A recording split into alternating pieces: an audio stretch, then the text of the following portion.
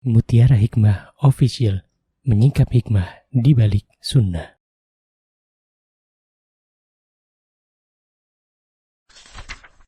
Salurkan donasi terbaik Anda untuk mendukung dakwah Mutiara Hikmah Official.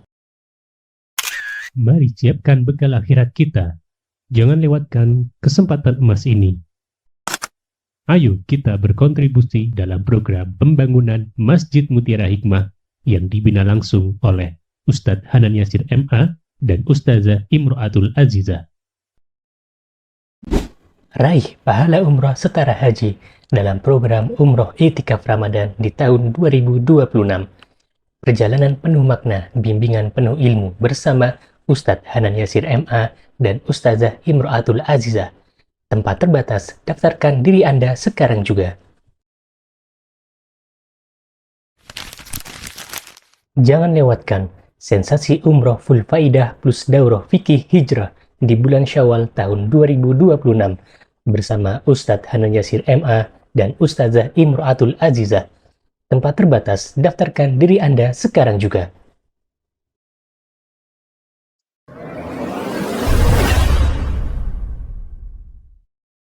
Baik teman-teman jamaah Majelis Taklim Amalina yang saya cintai karena Allah, insyaallah hari ini kita mulai bab pertama, pembahasan kitab Al-Kabair yang ditulis oleh Imam Adz-Dzahabi rahimahullahu ta'ala.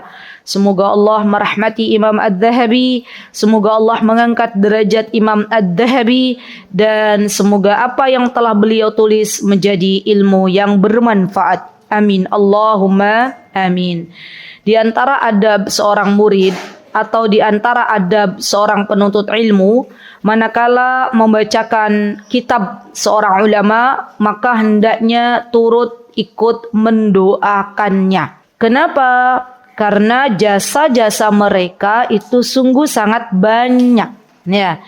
Dan kita ketika memiliki hobi mendoakan kebaikan untuk orang lain, maka Allah pun akan menggerakkan hati orang lain untuk mendoakan kita. Al-jaza'u min jinsil amal. Setiap amal yang kita lakukan pasti akan dibalas oleh Allah Subhanahu wa taala dengan sesuatu yang sama. Baik teman-teman yang saya cintai karena Allah, tak lupa saya ucapkan jazakunallahu khaira kepada segenap tim panitia kajian Majelis Taklim Amalina yang telah memfasilitasi para jamaah dengan buku yang sudah dibagikan secara gratis. Ya, kita doakan teman-teman siapapun ya dibalik yang memberikan buku tersebut, kita doakan semoga Allah Subhanahu wa taala menerima amal ibadah beliau dan semoga Allah Subhanahu wa taala memberikan keberkahan untuk harta dan anak keturunannya.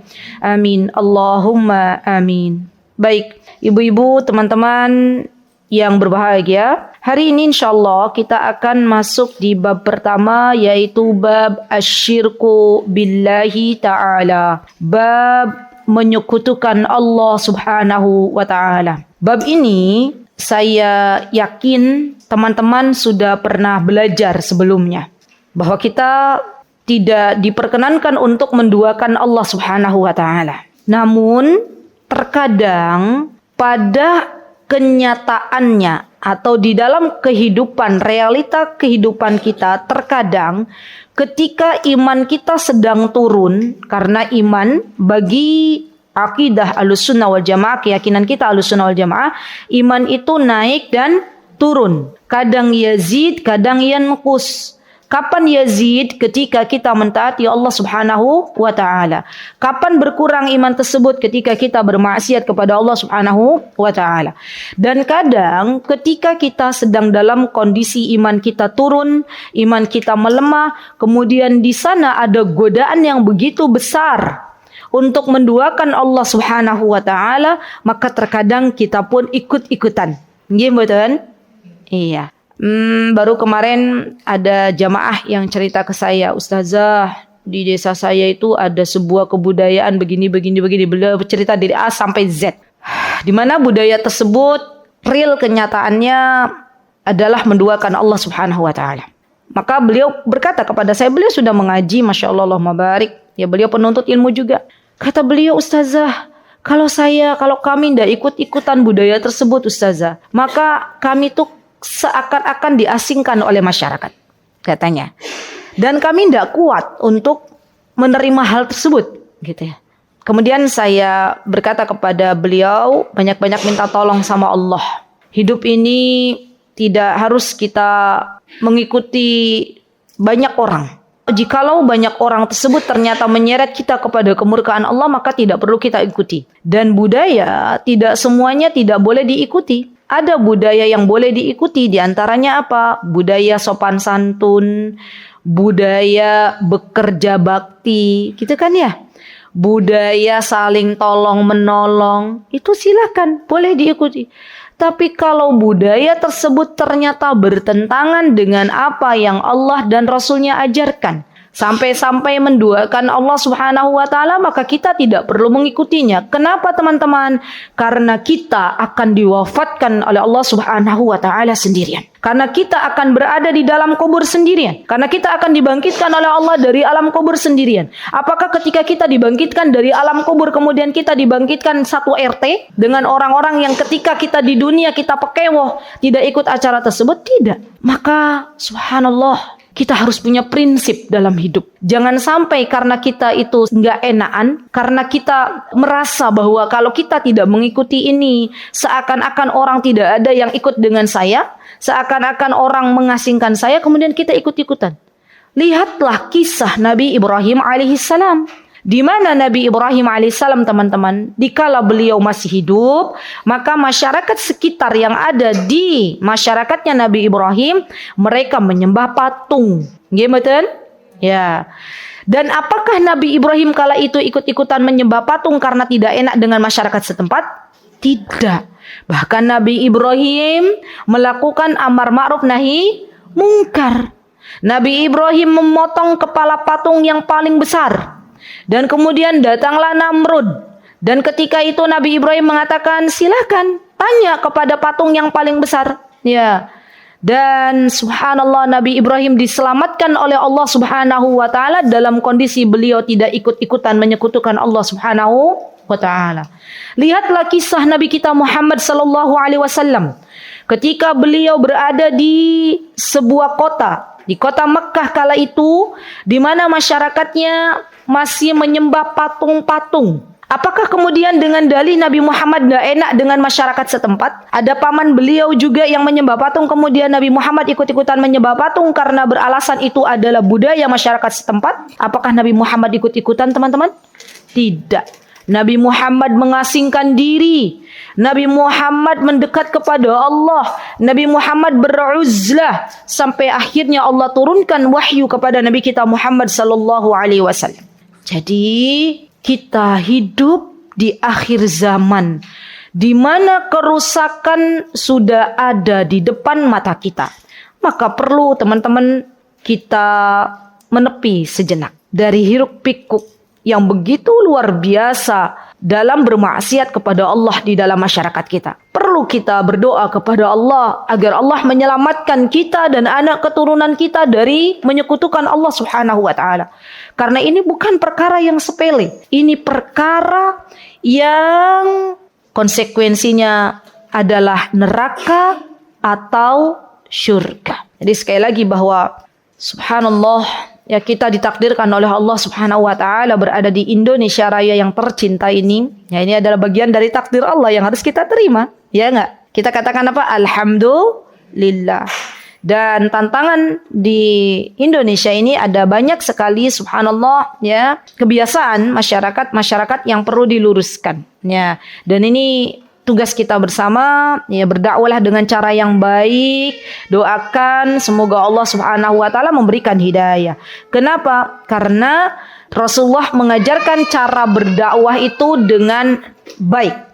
Ya, bil mau'izatil hasanah, bukan dengan serampangan. Tidak boleh di dalam agama kita berdakwah secara serampangan. Karena negara kita adalah negara yang punya hukum. Negara yang manakala ada di antara anggotanya, di antara warga negaranya yang dia membuat keonaran, membuat kerusakan menurut negara kita, maka orang ini perlu dipenjara. Ingat kisah beberapa waktu silam, ada seorang laki-laki yang dia, ingat enggak, yang ada sajen terus dilempar ya, disingkirkan. Di mana itu, di daerah Lumajang ya, Jawa Timur. Akhirnya diperkarakan, dikasuskan dalam perkara polisi. Maka ini pun tindakan yang seperti ini tidak dielokkan, tidak diperkenankan. Lah bagaimana Ustazah cara kita beramar ma'ruf?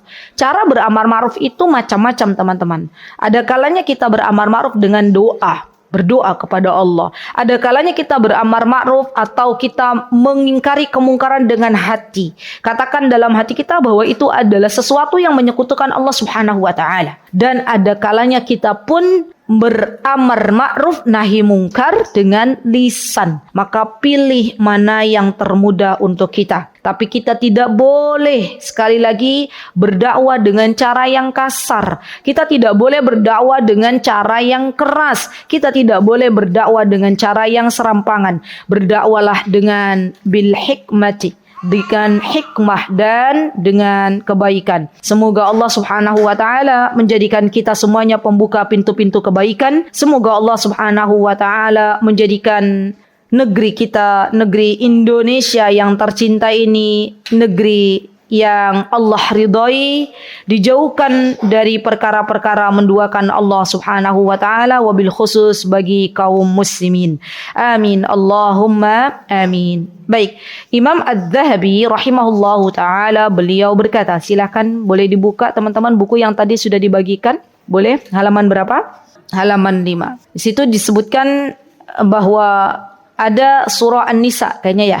Langsung ya. Surah An-Nisa ayat 48. Boleh dibuka. Silakan surah An-Nisa ayat 48.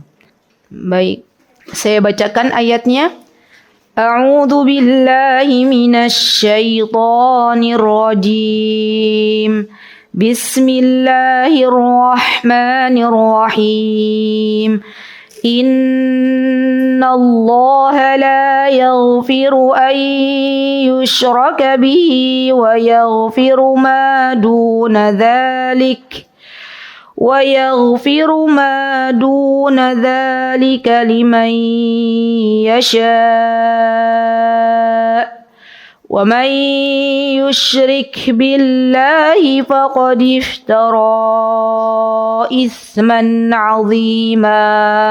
Lihat.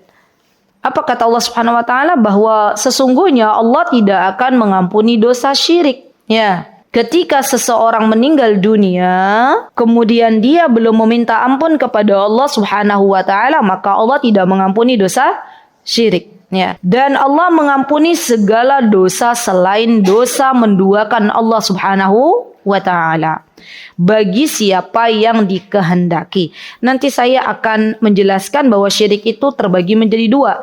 Ada syirik besar, ada syirik kecil. Dan yang paling membahayakan adalah syirik besar. Ya, namun syirik kecil juga bisa membahayakan manakala dia melakukannya terus berulang tanpa jeda dan tanpa memohon ampun kepada Allah Subhanahu wa taala. Baik, apa kata Imam Ad-Dhahabi di dalam kitab beliau, kitab aslinya? Kata beliau, fal kabiratul ula asyirku billah. Kata Imam Ad-Dhahabi bahwa di antara dosa besar, karena kita sedang membahas dosa-dosa besar, al-kabair.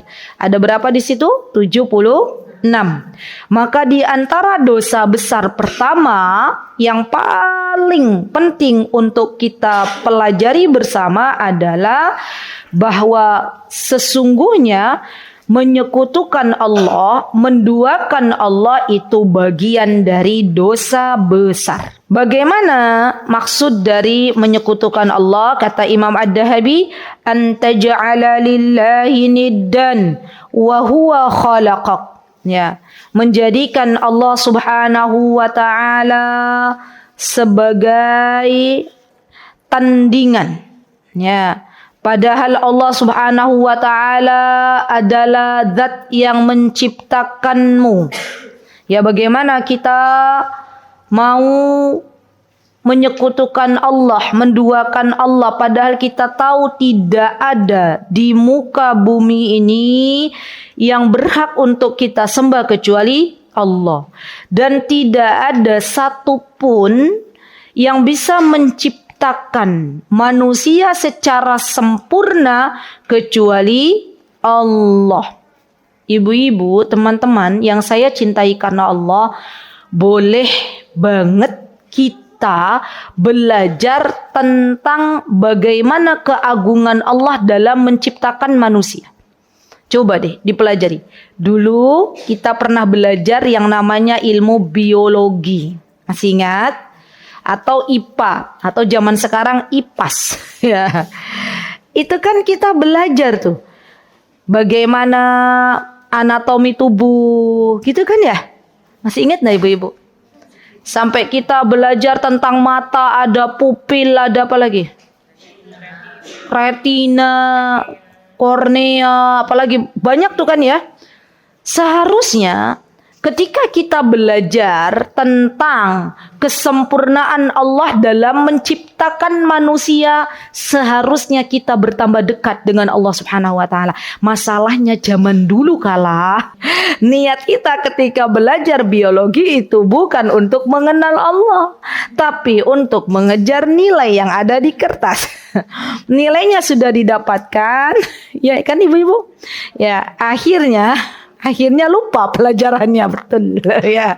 Kenapa? Karena salah niat. Ya, maka dari itu kesalahan itu jangan sampai terulang kembali kepada anak-anak kita. Nah, kan gitu. Jadi kalau sekarang anak-anak kita belajar IPAS, coba ibu-ibu temani deh. Ya, ditemani, kemudian hubungkan antara penciptaan Allah Subhanahu wa taala kepada manusia dengan begitu agungnya Allah Subhanahu wa taala. Jadi kita ini kalau mendampingi anak-anak belajar itu bagian dari ilmu yang bermanfaat. Ya, jangan biarkan anak-anak kita belajar dengan orang lain, belajar dulu dengan ibunya. Ya, terutama masalah bab penciptaan Allah. Jadi bukankah Allah Subhanahu wa taala berfirman di dalam Al-Qur'an, kita diminta oleh Allah Subhanahu wa taala untuk melihat kepada diri kita, ya kan? Kenapa? Karena di setiap apa yang diciptakan oleh Allah itu menunjukkan keagungan Allah Subhanahu wa taala. Di rumah itu saya ada buku, saya lupa judulnya apa, yang menulis Abu Ihsan dan Ummu Ihsan tentang anatomi manusia tapi dikaitkan dengan Al-Qur'an. Bagus sekali. Ya. Jadi masalah telinga, subhanallah, di dalam telinga ini ada gendang telinga, ada macam-macam kan teman-teman? Ya, kalau kita lihat jantung, subhanallah bagaimana berdenyut, subhanallah bagaimana aliran darah itu mengalir. Siapa yang menciptakan? Allah. Dan tidak ada satupun dari makhluknya Allah yang bisa menciptakan serupa dengan apa yang telah Allah ciptakan, yaitu manusia. Ada nggak orang bikin manusia-manusiaan? Ada. Tapi tidak sama dengan ciptaannya Allah Subhanahu wa ta'ala. Teman-teman, sebagaimana kita tahu bahwa Allah ketika menciptakan manusia, maka Allah menciptakannya dengan sempurna. Cobalah kita lihat di area sidik jari. Ya kan? Coba dilihat. Coba disamakan dengan sidik jari temannya, sampingnya. Sama nggak? Coba dilihat. Garis-garisnya sama nggak? Atau tangan aja coba begini. Ya, coba sama nggak di antara tangan kita dengan tangan teman kita, telapak tangan? Subhanallah, beda kan? Subhanallah. Coba lihat jari jemari kita. Ada yang jari jemarinya lonjong, ada yang jari jemarinya berisi, ya kan?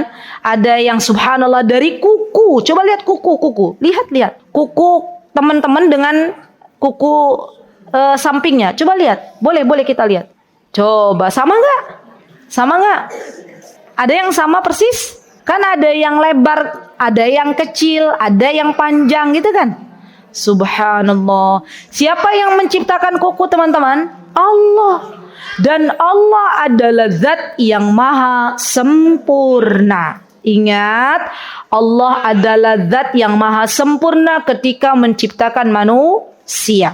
Dan ini kesepakatan para ulama. Maka dari itu ketika kita mengadakan tandingan dengan selain Allah, ada Allah yang lain, ada pencipta yang lain, maka kita sudah menyekutukan Allah Subhanahu wa ta'ala. Karena syirik itu teman-teman, di antara pembagiannya ada 3 juga. Ya, yang pertama adalah ketika seseorang menyekutukan Allah berkaitan dengan rububiyahnya Allah Subhanahu wa ta'ala. Nanti saya jelaskan apa itu rububiyah. Nih hal-hal yang kayak gini nih kadang kita baru pertama dengar gitu ya. Padahal kita sering kali merasakan. Ya.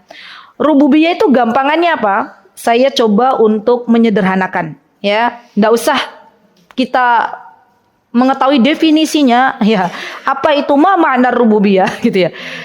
Jadi cara belajar tuh gini teman-teman. Cara belajar yang paling bagus itu bukan hanya dihafal definisinya, tapi dipahami. Ya, karena banyak di antara kita sudah hafal arti definisi dari rububiyah, tapi nggak paham-paham apa maknanya. Begitu? Iya. Jadi gini, rububiyah itu teman-teman, gampangannya adalah pekerjaannya Allah gitu. Amalan yang seharusnya hanya bisa dilakukan oleh Allah. Contoh, kan kita sepakat tadi tidak ada yang bisa menciptakan manusia secara sempurna kecuali Allah. Berarti kalau ada orang yang mengatakan ada loh selain Allah yang bisa membuat manusia, ya kemudian dia menyembahnya, berarti dia menyekutukan Allah. Meyakini bahwa ada yang lebih hebat dari Allah Subhanahu wa taala dalam menciptakan manusia. Maka di sini masuk kepada menyekutukan Allah dalam rububiyahnya. Oke, sekarang ada lagi. Allah Subhanahu wa taala Zat Ar-Razzaq yang membagi-bagikan rezeki. Nah, siapa yang bisa memberikan rezeki? Allah. Yakin? Yakin. Maka ketika ada di antara kita mau jualan, mau berdagang, tapi kita mencari penglaris, mendatangi orang pintar agar rizkinya lancar, agar dagangannya laris, maka secara tidak langsung berarti dia meyakini bahwa ada selain Allah yang bisa melariskan dagangannya. Dan ini merupakan di antaranya adalah menyekutukan Allah dalam rububiyahnya. Sampai di sini insya Allah sudah paham? Paham, alhamdulillah. Yang ketiga, contoh. Siapa yang bisa menurunkan hujan? Allah. Tidak ada yang bisa menurunkan hujan kecuali Allah Subhanahu wa ta'ala. Baik. Kalau ada seseorang meyakini bahwa ada makhluknya Allah yang bisa mengatur hujan, ya, ada turun di sini, di desa ini nggak ada gitu ya. Maka secara tidak langsung berarti dia menduakan Allah Subhanahu wa taala dan sudah terjerumus ke dalam menyekutukan Allah Subhanahu wa taala dalam rububiyah. Udah paham ya rububiyah ya, menyekutukan Allah dalam rububiyah. Yang kedua adalah menyekutukan Allah dalam uluhiyah. Apa itu maksudnya menyekutukan Allah dalam uluhiyah? Maksudnya adalah ketika seseorang menyembah, nih ada 2 teman-teman. Menyekutukan Allah dalam uluhiyah ada 2. Ketika seseorang menyembah selain Allah dan juga ketika seseorang menyembah Allah tapi ada sesembahan selain Allah. Maka yang kita bahas hari ini adalah yang berkaitan dengan orang-orang yang menyembah Allah juga menyembah selain Allah. Maka disebutnya sebagai seorang yang musyrik. Apa itu musyrik? Orang menyembah Allah tapi juga menyembah yang lain. Contoh, ya biar kita lebih mudah untuk memahaminya. Contoh, masyarakat musyrikin Mekah zaman dahulu kala teman-teman, mereka itu menyembah Allah. Mereka bahkan kalau mereka berada di tengah laut, terombang-ambing oleh ombak, diombang-ambing oleh ombak, maka yang mereka ingat adalah Allah. Mereka meminta dan berdoa kepada Allah. Zaman sekarang, kalau ada orang dalam keadaan genting mintanya ke siapa? Ke Allah? Ya, tapi ada yang menyekutukan Allah apa betul? Ada. Ketika dalam keadaan genting mintanya kepada selain Allah. Ya, menyebut-nyebut ya bukan nama Allah.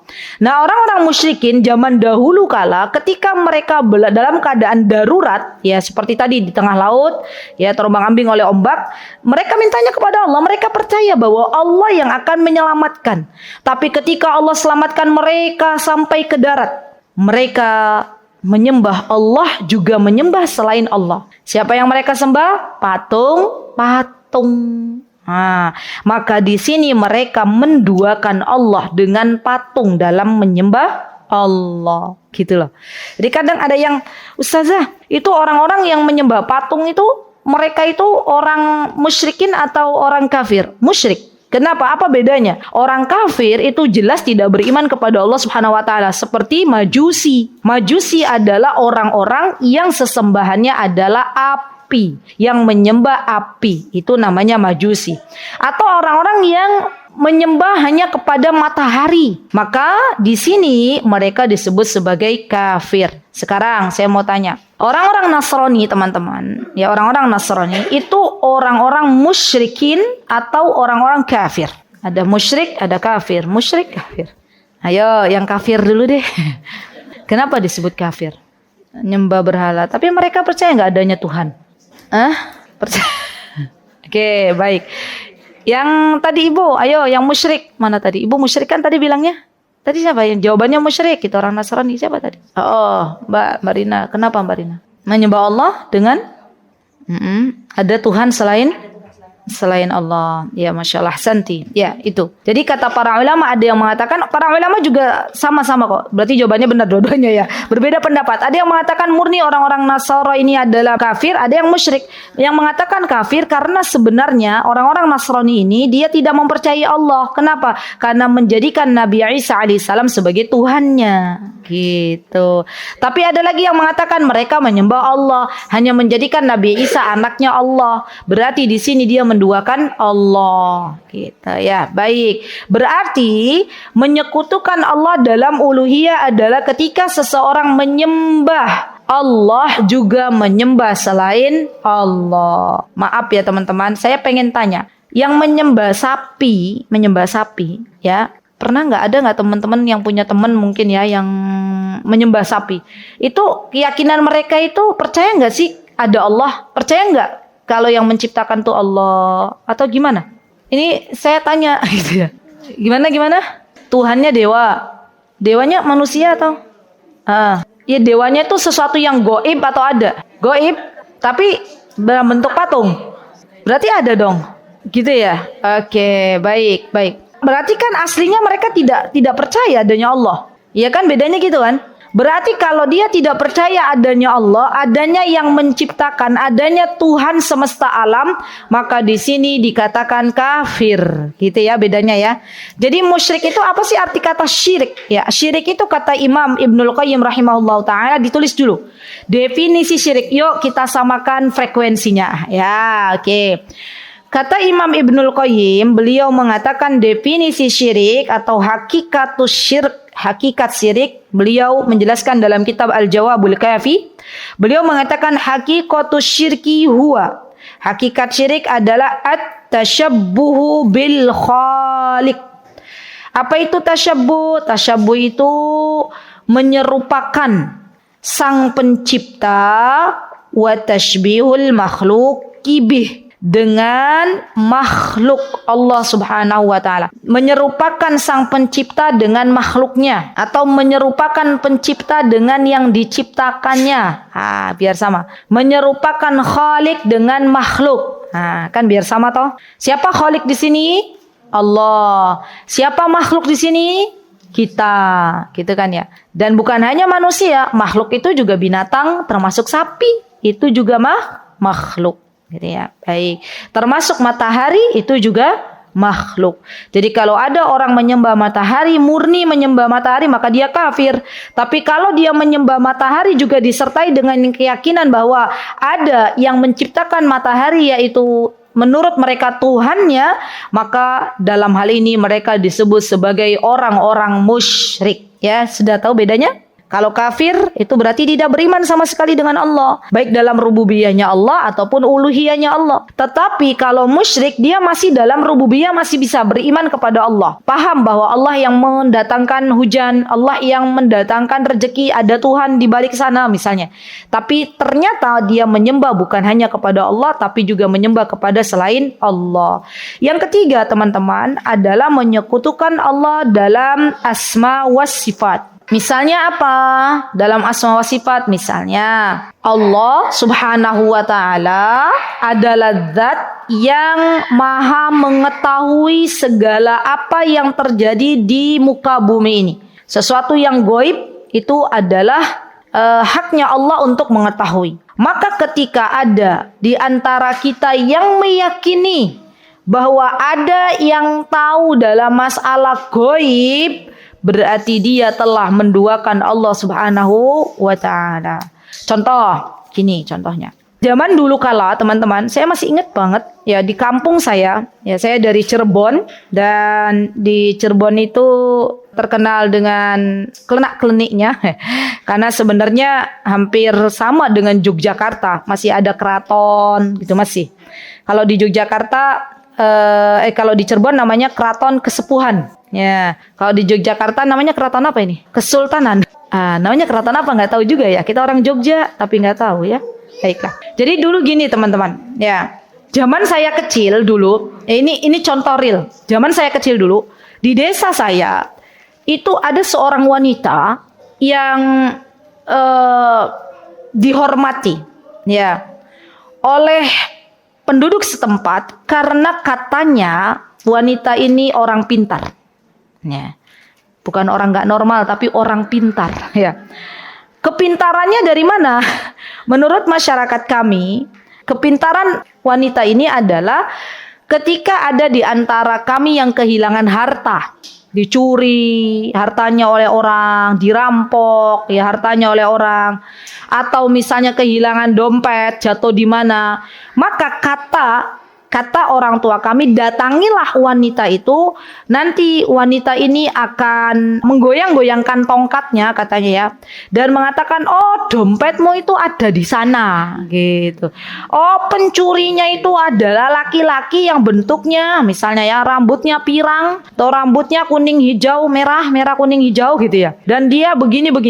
Subhanallah ya. Dan hampir teman-teman, subhanallah, hampir tidak semuanya, ada orang-orang yang tidak mempercayai, hampir semua tuh mempercayainya. Ya, apakah itu terjadi di desa teman-teman semuanya? Ada. Dan banyak nggak yang mempercayai? Banyak. Bahkan di masyarakat kita teman-teman, mohon diizin menyampaikan, di masyarakat kita orang indigo itu akan dikatakan dia punya kelebihan. Padahal seharusnya orang indigo itu diruqyah. Ya, orang indigo itu adalah orang yang ya menurut masyarakat kita bisa melihat sesuatu yang gaib katanya. Ya kasihan, orang indigo tuh kasihan. Suka diperalat untuk menanyakan nomor togel, ya kan? Bahkan subhanallah saya pernah menemukan ya ada salah satu hamba Allah yang dia terindikasi dengan indigo. Dianya sudah mau bertaubat kepada Allah. Tahu bahwa itu tuh sesuatu yang tidak mengenakan gitu, sesuatu yang membuat dia tidak nyaman. Bagaimana tidak nyaman?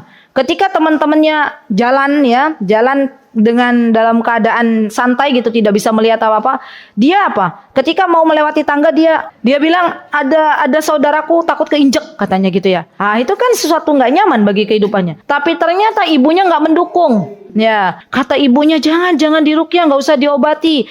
Nanti mama nggak bisa tanya lagi ke kamu. Ini orang ini yang datang ke mama ini orang benar apa orang nggak benar katanya gitu. Subhanallah, ada yang begitu. Berarti kalau kita maka dari itu gini loh teman-teman. Masalahnya tuh di masyarakat kita di Indonesia Raya yang tercinta ini, orang-orang yang seperti ini, orang-orang indigo, orang-orang pintar tuh dikasih panggung. Lebih parahnya, kita sebagai seorang muslimah yang sudah mengaji, karena kita bingung mau nonton apa, akhirnya kita ikut nonton. Hati-hati. hati-hati.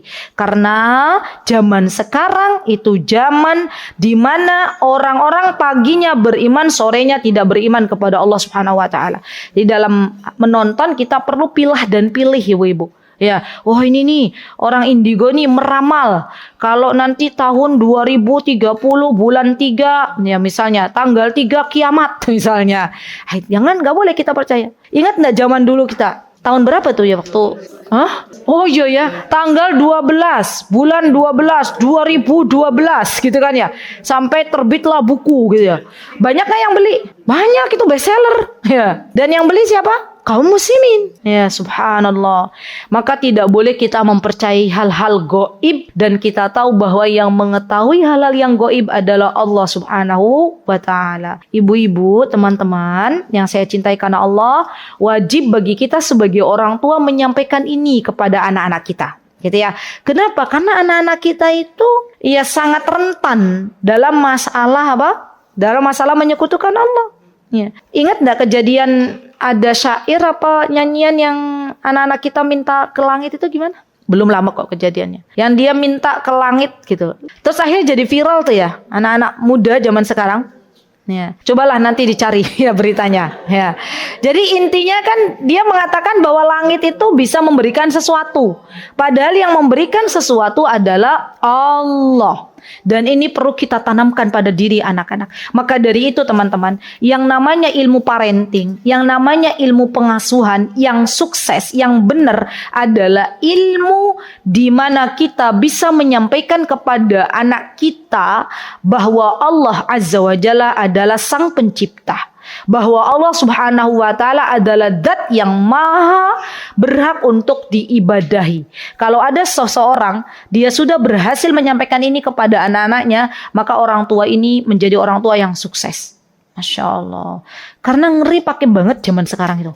Ya, apalagi zaman sekarang teman-teman, zamannya zaman instan. Ada orang pengen kaya dadakan, mintanya ke orang pintar. Nah, kan gitu. Hasbunallahu wa ni'mal wakil.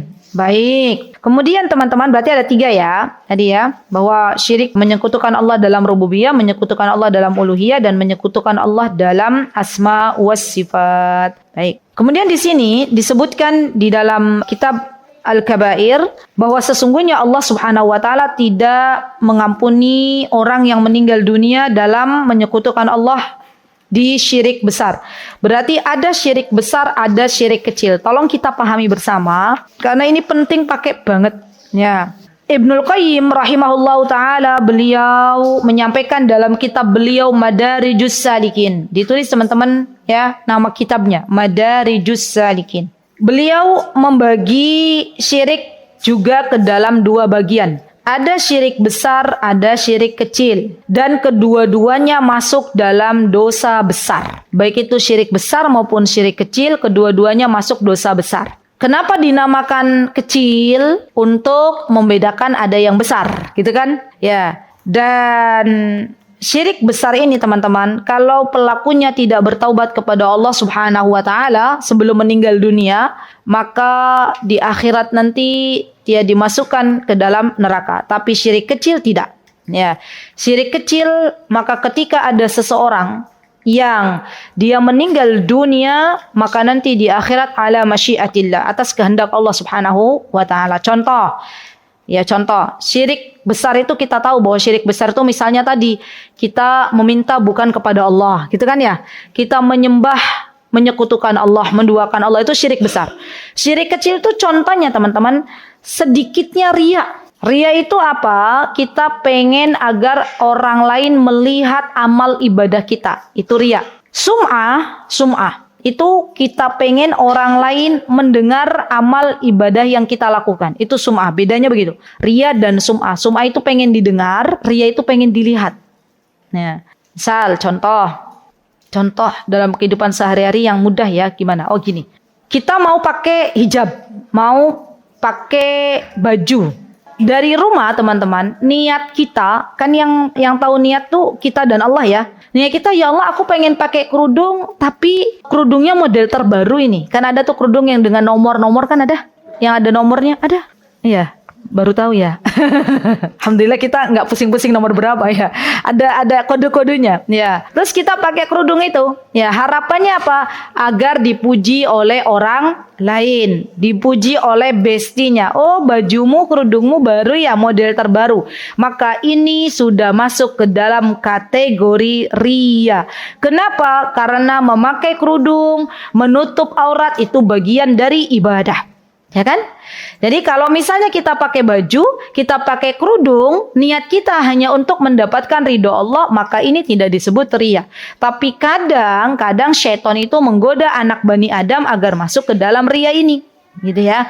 Maka hati-hati. Ya. Atau misalnya contoh, kita pengen didengar orang lain bahwa kita itu dermawan. Contoh, misal kita menginfakkan harta di masjid, ya. Harapannya, niatnya adalah agar orang lain mendengar bahwa saya yang menginfakkan harta paling besar di masjid. Ya, sehingga dia akan mendapatkan gelar dari masyarakat sekitar, dia adalah seorang yang dermawan. Nah, gitu kan? Maka ini juga masuk ke dalam riya. Ya. Nah, riya ini teman-teman, riya ini awalnya syirik kecil. Tapi kalau dilakukan terus-menerus tanpa bertaubat kepada Allah, maka masuknya ke dalam syirik besar. Dan orang yang riya itu akan disiksa oleh Allah Subhanahu wa taala dengan kondisi yang paling ribet. Contoh, misalnya lagi gini. Ada orang mau keluar rumah, tapi tujuannya tuh pakai sesuatu bukan untuk lillahi ta'ala, bukan untuk biar Allah ridho, tapi tujuannya biar dapat pujian dari teman-temannya. Ya, lagi pakai kerudung, nggak matching sama bajunya, mesti sesak dadanya. Kayaknya tuh kurang matching ya. Gimana ya? Apa kata temanku nanti? Gitu ya. Sandalnya nggak matching, itu juga ribet. Ya, kacamatanya nggak matching dengan baju yang dikenakan, bolak-balik ganti. Nah, kira-kira begitu nggak? Tapi beda dengan orang-orang yang dia ketika memakai baju keluar rumah, ya Allah aku menutup auratku, ini adalah perintahmu dan aku nurut sama engkau. Sudah. Tidak lagi memikirkan apa kata bestiku, apa kata orang. Wallahi teman-teman, ini sering terjadi pada diri kita. Ya, maka saatnya kita move on, meluruskan niat-niat kita. Untuk apa saya berhijab? Untuk apa saya menuntut ilmu? Untuk apa saya belajar? Untuk apa saya jadi bagian dari pengurus takmir masjid? Karena kan ada banyak niat di situ. Ya, jadi ini penting teman-teman. Ya, kenapa? Karena barang siapa yang melakukan sebuah amalan niatnya bukan untuk Allah, maka amalan tersebut tidak akan diterima di sisi Allah dan amalannya haba'an mansura. Amalannya akan hangus. Ya, ngeri. Semoga Allah Azza wa Jalla menjauhkan kita dari riya dan sum'ah. Amin. Allahumma amin. Baik, kemudian masuk di dalam syirik kecil teman-teman. Perkataan seseorang. Para ulama ada yang mengatakan ini masuknya syirik kecil. Untung ada kamu. Kata Mbak Rina. Kenapa tuh? Sering gak ucapan itu terlontar dari lisan-lisan kita? Ya Allah Mbak Yu, gitu ya. Misalnya, untung ada kamu, gitu ya. Bawa payung, akhirnya nggak kehujanan. Untung ada kamu, gitu ya. Yang tadi nyeberangin aku di jalan yang lagi rame ini. Atau gimana? Ibu-ibu tuh biasanya kalau untung ada kamu tuh kayak mana lisannya? Misalnya apa sih? Kayaknya banyak sih ya. Nggak pernah nyebut-nyebut untung ada kamu. Sering ya, tapi kayak mana coba? Misalnya coba, Mbak Wi, misalnya. Misalnya gimana? Oh, untung Mbak Rina datang. Jadi aku ada yang nolongin, ada yang bantuin. Subhanallah. Coba kalau kita lihat-lihat lagi, siapa yang menolong kita? Teorinya kita pinter, ibu. Masya Allah, Allahumma barik. Iya nggak? Tapi kadang keceplosan. Maka jangan dibiasakan kita mengatakan untung ada kamu. Beb, untung ada kamu yang mau menikahiku. Coba kalau nggak ada kamu, kayaknya saya jadi jomblo. Ya, misal pengen menarik hati suaminya tapi terjebak ke dalam syirik. Ya, apalagi misalnya apa? Berdagang. Makasih sudah dilarisi. Tidak. Terima kasih. Kecuali begini misal berdagang, terus sudah mendung, kita lihat cuacanya sudah mulai kayak mau mendung, mau hujan. Terus dagangan kita ada yang beli, semuanya diborong. Terus kita bilang, untung ada kamu ngelarisin daganganku. Jadi kan saya pulang nggak kehujanan bawa barang banyak. Nah, itu udah syirik. Tapi kalau ucapan terima kasih, ya itu insya Allah tidak, gitu ya. Gimana Mbak? Misal realnya. Contoh. Ya, alhamdulillah kamu datang bawa payung misal. Kalau dulu kamu datang bawa payung jadi kayak hujanan, itu bagaimana? Kalimat qadarullah. Nah ini nih ya, kita harus bahas lagi. Teman-teman, kadang kita ini kurang bisa membedakan kalimat qadarullah dengan alhamdulillah. Ya, qadarullah itu kalimat yang kita ucapkan untuk menutup pintu-pintu syaitan. Ya, itu qadarullah masya fa'al. Ya. Jadi kalau untuk sesuatu yang sifatnya nikmat, sifatnya senang, itu bukan qadarullah, tapi alhamdulillah. Harus dibedakan. Ya. Dan tadi kejadiannya apa? Misalnya kita mau ke rumah dari taklim, terus ada teman kita bawa payung gitu ya. Terus kita bilang, alhamdulillah ada kamu, jadi nggak kehujanan. Kayaknya sama, Mbak. Iya, cuman dibilang untung dan alhamdulillah gitu ya. Nah, kalau kita lihat lagi siapa yang menggerakkan hati teman kita bawa payung? Berarti kita bilangnya gini, terima kasih ya jazakillah khair sudah menyiapkan payung untuk saya. Alhamdulillah ya Allah, aku bersyukur kepadamu. Gitu ya. Boleh kalau kayak gitu. Yang penting yang mendatangkan orang ini bawa payung tidaklah dia datang kecuali Allah yang menggerakkan. Gitu kan ya. Begitu ibu-ibu. Ini masih panjang pembahasannya ya. Lanjut. Oke. Sudah, berarti ada 2. Baik.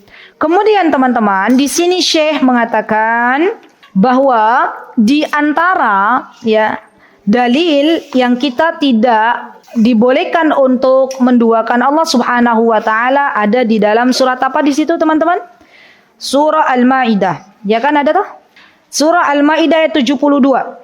Apa kata Allah Subhanahu wa taala? Allah Subhanahu wa taala berfirman, A'udzubillahi minasyaitonir rajim. Innahu man yusyrik billahi faqad harramallahu alaihil jannah. Sesungguhnya orang yang mempersekutukan Allah, ya, orang yang menduakan Allah, maka pasti Allah akan mengharamkan kepadanya surga. Nah, kenapa saya dari awal mengatakan alhamdulillah teman-teman, Allah menggerakkan hati kita untuk datang ke kajian ini pada hari ini karena ya kalau kita salah jalan, waliyadzubillah kita menyekutukan Allah, maka apa? Ancaman dari Allah, tidak bisa masuk surga. Padahal surga adalah tempat yang akan kita tuju bersama-sama. Surga adalah tempat di mana kita selalu berdoa kepada Allah semoga kita akan berada di sana di surganya Allah Subhanahu wa taala dalam keadaan kekal. Bukankah begitu? Ya, maka dari itu perlu kita ada rasa takut kepada Allah Subhanahu wa taala ketika Allah memasukkan kita ke dalam nerakanya Allah. Jadi kita sebagai orang beriman teman-teman dalam beribadah itu harus seimbang antara roja dan khauf. Apa itu roja? Berharap kepada Allah. Apa itu khauf? Takut kepada Allah. Harus seimbang. Apa kata Syekhul Islam Ibnu Taimiyah? Kalau rasa takut kita mengalahkan rasa berharapnya kita, itu seperti burung yang patah satu sayap. Dia tidak bisa terbang. Sebaliknya kalau rasa berharap kita lebih besar dari rasa takut kita kepada Allah, maka kita pun tidak bisa menjalankan kehidupan ini dengan keadaan Allah ridho. Misal contohnya, ada orang berdalih misalnya ya, berharap kepada Allah, ya Allah, aku tahu bahwa Engkau itu menyediakan surga bagi orang-orang beriman. Ya Allah, tapi aku mau bermaksiat dulu deh kepadamu, ya, mumpung masih muda. Kan Engkau kan Zat yang Maha Mengampuni. Itu kan berarti berharap. Ya, aku mau bermaksiat dulu, mumpung masih nom. Ya, kan ada tuh kata-kata apa? Muda foya-foya, tua kaya raya, mati masuk surga.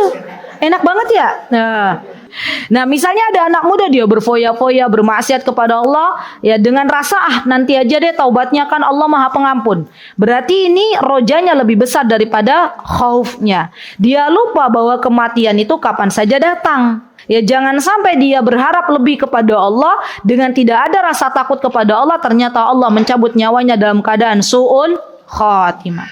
Atau ada sebaliknya, orang yang dia rasa takutnya berlebih. Ya Allah, saya takut kepadamu ya Allah, ya nanti dimasukkan ke dalam api neraka. Tapi dia lupa bahwa Allah punya rahmat, bahwa Allah punya ampunan. Maka biasanya orang-orang yang seperti ini akan menjadikan hidupnya senantiasa dikelilingi dengan kegelisahan, ya, dengan kekhawatiran, takut kepada Allah.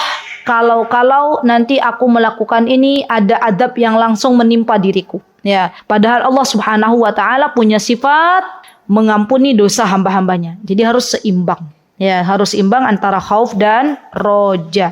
Ya, baik. Kemudian di sini Allah Subhanahu wa taala berfirman dalam surah Luqman, "Innasyirka ladzulmun azim." Silakan dilihat teman-teman, Luqman ayat 13. Dilihat, bagus ini surat Luqman, ini surat yang Masya Allah, yang kalau kita belajar untuk ilmu pengasuhan sudah cukup menurut saya. Tapi kita banyak mengambil ilmu pengasuhan justru dari orang-orang barat yang kebudayaannya sudah berbeda dengan kita. Maka orang-orang beriman hendaklah kembali kepada apa yang telah Allah Subhanahu wa taala sebutkan di dalam Al-Quran. Ada yang sudah ketemu? Halaman berapa teman-teman? 412. Baik, coba teman-teman lihat dari ayat 12.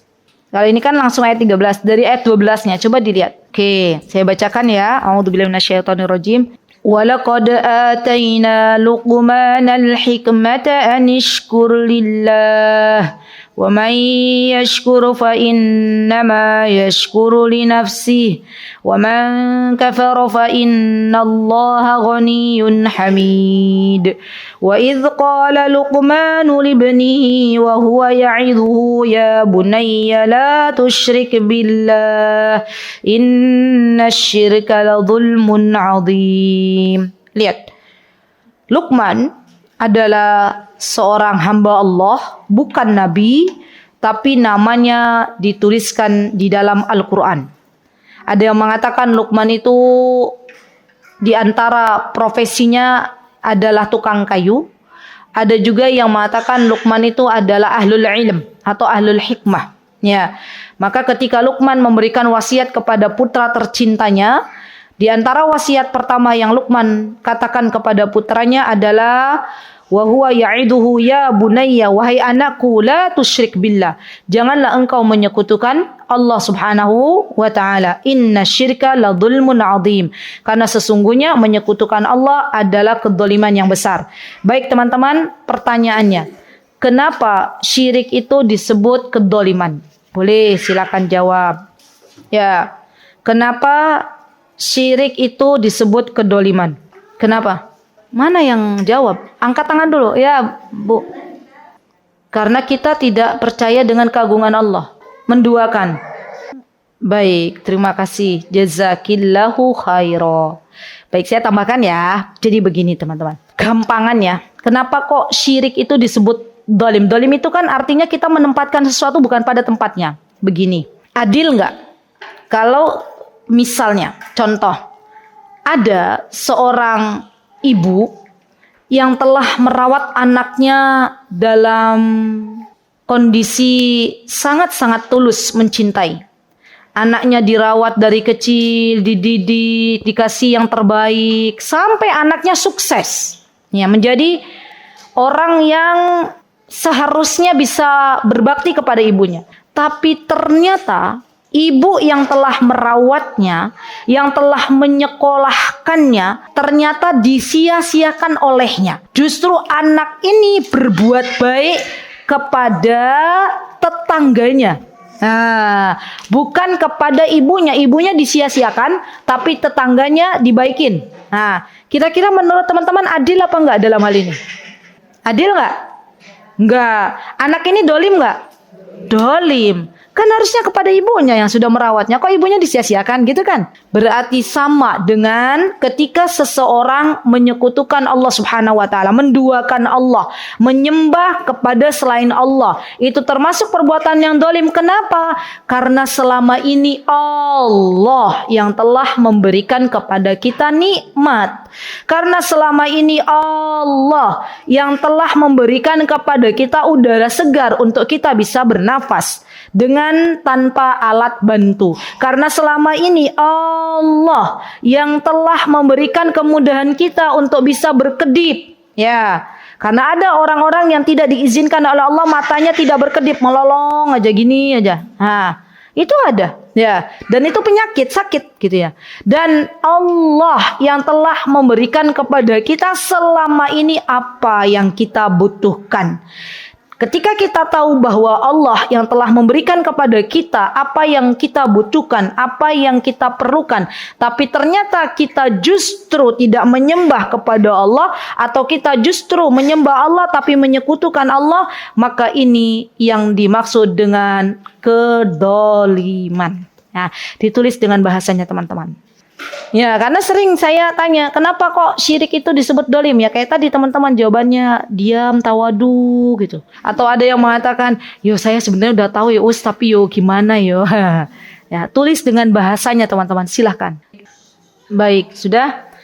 Kemudian setelah Imam Adz-Dzahabi menyebutkan beberapa dalil-dalil Al-Quran, maka Imam Adz-Dzahabi pun beliau berkata, gini berkatanya. Kata beliau, "Faman asyraka billah thumma mata musyrikan fahuwa min ashabin nari qit'an kama anna man amana billahi wa mata mu'minan fahuwa min ashabil jannati wa in udzib." Gini teman-teman. Kaidahnya kata Imam Adz-Dzahabi, kalau ada orang yang meninggal dunia dalam kondisi menyekutukan Allah, berarti masuk dalam syirik besar. Dan dia belum diberikan taufik atau hidayah oleh Allah Subhanahu wa taala untuk bertaubat, ya. Maka dalam hal ini sepakat para ulama bahwa ketika kondisinya demikian, maka tempatnya ada di dalam neraka. Ya, kecuali kalau dia bertaubat misalnya. Ya, ketika misalnya dulu belum masuk Islam, ya, belum menyembah Allah, kemudian mendapatkan hidayah menjadi mu'alaf. Setelah itu dia bertaubat kepada Allah. Maka ini kondisinya beda. Ketika dia sudah bertaubat kepada Allah, kemudian Allah wafatkan, ya, maka dia berhak untuk masuk ke dalam surganya Allah. Beda dengan orang-orang beriman. Nah, orang-orang beriman yang tidak menyekutukan Allah tapi melakukan dosa besar. Maka nanti ketika meninggal dunia, dia belum bertaubat dengan dosa besarnya, maka nanti di akhirat dia masih memiliki kesempatan untuk masuk surganya Allah. Tapi terkadang harus mampir sebentar ke neraka. Maka doa kita, ibu-ibu, tolong ditulis. Ini benar-benar doa. Ya Allah, jangan engkau jadikan aku mampir dulu ke nerakamu. Ih, betul, serius. Ya. Jangan, Bu. Ya. Mampir ke neraka itu mengerikan. Ya. Memang ada ustazah orang-orang beriman yang mampir ke neraka, ada. Disiksa dulu, wa in udzib. Apa kata Imam Adz-Dzahabi? Dan orang-orang beriman yang meninggal dalam kondisi dia beriman kepada Allah, maka termasuk penghuni surga meskipun harus diadab terlebih dahulu. Jadi orang-orang beriman ini ada yang diadab terlebih dahulu di dalam neraka, baru kemudian dikeluarkan oleh Allah Subhanahu wa taala, dicuci dulu karena sudah gosong, ya. Sebelum masuk surga itu dicuci. Itu ada riwayat hadisnya. Baru kemudian dimasukkan ke dalam surga. Maka doa kita nih teman-teman ya. Doa kita ini pertama, ya Allah wafatkan hamba dalam kondisi husnul khotimah. Karena meninggal dalam kondisi su'ul khotimah atau husnul khotimah ini penentuan. Ya, garis finishnya ada di sini. Kalau Allah wafatkan kita dalam keadaan husnul khatimah, insya Allah kesananya bahagia. Tapi kalau Allah wafatkan waliyadzubillah dalam keadaan su'ul khatimah, maka na'udzubillah tsumma na'udzubillah. Gitu kan ya.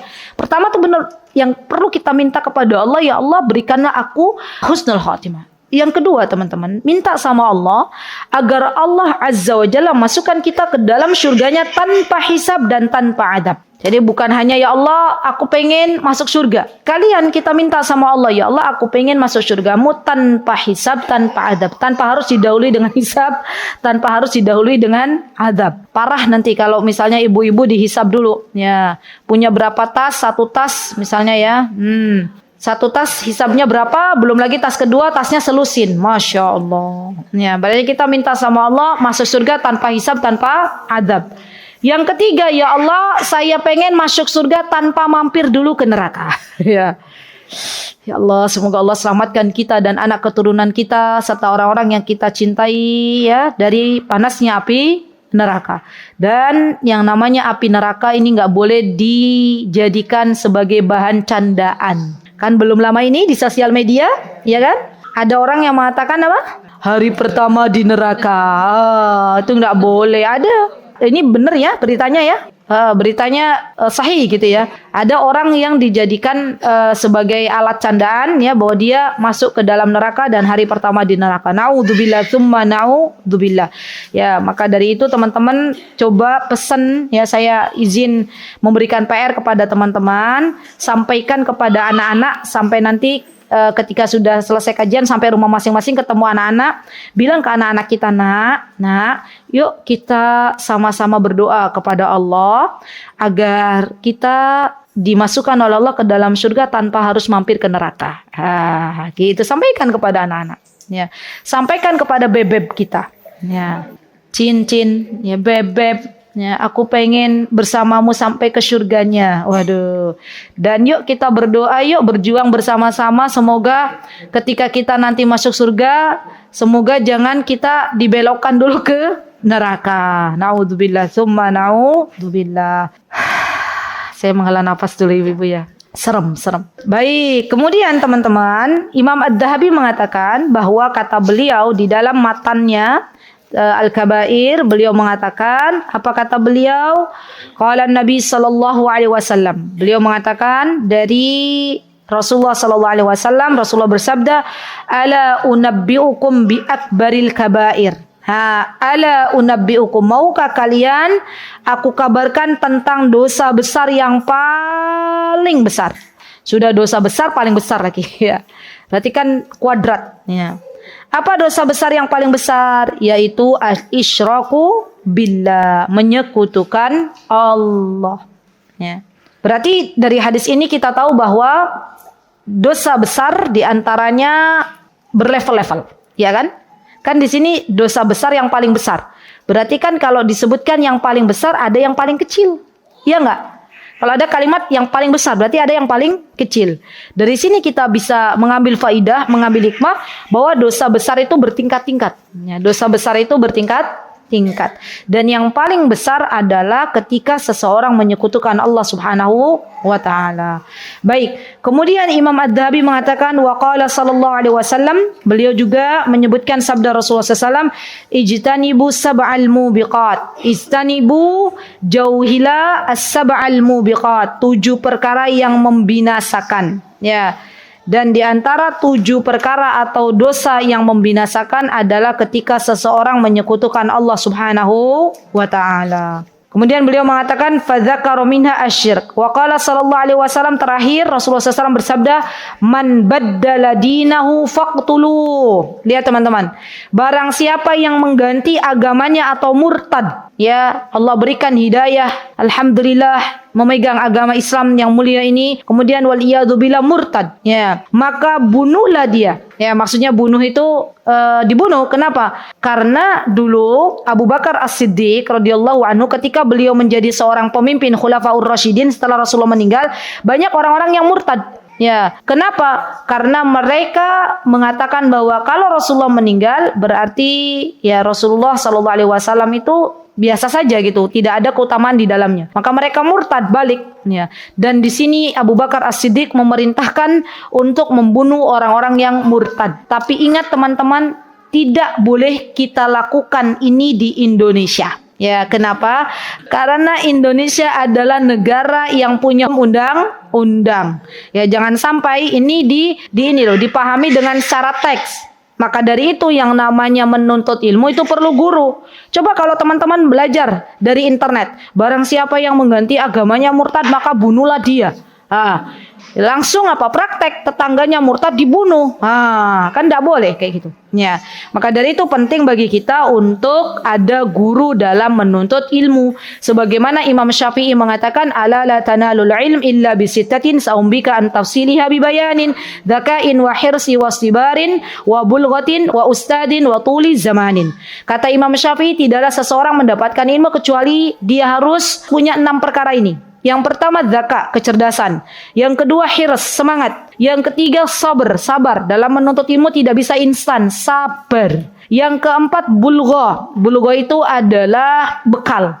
Yang kelima ada guru, dan yang keenam waktu yang lama. Ya, sekali lagi bahwa kita tidak bisa mendapatkan ilmu kecuali kita harus melewati 6 perkara. Yang pertama, kita diberikan kecerdasan Allah, alhamdulillah punya kecerdasan.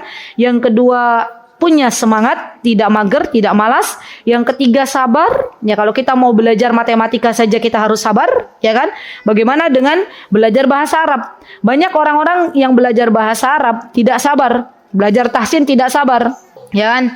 Satu kelompok tahsin hari pertama ada 10, hari kedua ada 5, hari ketiga ada 2. Ya, nah berarti kan kita harus sabar. Ya, nggak apa-apa. Yang keempat tadi apa? Bulgha. Bulgha itu bekal. Kuota misalnya. Kita mau belajar lewat Zoom, maka harus ada kuota bekal. Kita mau belajar ke Masjid Green Hill, berarti harus punya bahan bakar agar bisa kita sampai ke sini. Dan yang kelima adalah guru, ustadz. Yang keenam adalah tuli zamanin, waktu yang panjang. Berarti dalam menuntut ilmu tidak bisa sehari 2 hari, tapi dalam menuntut ilmu perlu waktu yang cukup agar kita bisa memahami dasar-dasar ilmu. Barang siapa yang sudah paham dengan dasar ilmu, maka Allah akan mudahkan baginya untuk mempelajari cabang ilmu. Teman-teman, kalau saya ditanya oleh teman-teman yang lain, ya Ustazah Aziza dulu di Yaman berapa tahun? Saya katakan saya hanya sebentar di Yaman. Ya, berapa tahun Ustazah kok sebentar? 6 tahun. Ya, kok dikatakan sebentar? Iya betul, karena ada yang berangkat bareng bersama saya zaman dulu kala 2004 sampai sekarang belum pulang. Coba sekarang 2025 dikurangi 2004 berapa? 21 tahun belum pulang. Makanya 6 tahun itu sebentar ya. 6 tahun kami sudah pulang ya. Tahun berikutnya ada perang di Yaman. Jadi waktu kondisi perang 2011 kami berangkat 2004, pulang 2010. 2011 ya alhamdulillah ketika itu kami sudah berada di Indonesia. Jadi teman-teman, tuntutlah ilmu dalam waktu yang lama karena Allah akan berikan keberkahan ilmu, Allah akan berikan pemahaman ilmu ya dalam kondisi kita harus belajar yang lama, bukan dalam kondisi instan. Hari ini banyak orang-orang yang bisa berkhutbah, banyak orang-orang yang bisa menyampaikan kebenaran, tetapi sedikitnya para ulama. Disebut sebagai ulama adalah orang-orang yang dia faqih, orang-orang yang paham dengan ilmu-ilmu yang ada dalam Al-Quran dan hadis-hadis sahih Nabi kita Muhammad sallallahu alaihi wasallam. Semoga Allah Subhanahu wa taala senantiasa memberikan keistiqomahan untuk kita semuanya agar terus bisa belajar agama yang mulia ini. Semoga Allah Subhanahu wa taala memberikan kepada kita ilmu yang bermanfaat dan semoga Allah Subhanahu wa taala mengampuni segala dosa-dosa kita serta melembutkan hati kita semuanya. Amin Allahumma amin. Itu yang bisa saya sampaikan. Jika ada kebenaran tentunya datang dari Allah Subhanahu wa taala. Alhamdulillah sudah selesai 1 bab. Ya, tinggal nanti insyaallah di pertemuan berikutnya kita masuk di bab kedua. Silahkan bukunya nanti dibawa teman-teman. Jangan sampai ya di pertemuan pertama buku sudah ada, di pertemuan berikutnya pada nggak bawa. Ya, dan itu saya pernah menemui begitu. Ya, jadi ada pengurus menyediakan buku. Ya, pertemuan pertama, masya Allah semua bawa. Pertemuan ke-20 sudah pada nggak ada. Ya, jadi dijaga bukunya ya, dan saya tutup dengan wa akhiru da'wana alhamdulillahi rabbil alamin. Wassalamualaikum warahmatullahi wabarakatuh. Mutiara Hikmah Official, menyingkap hikmah di balik sunnah.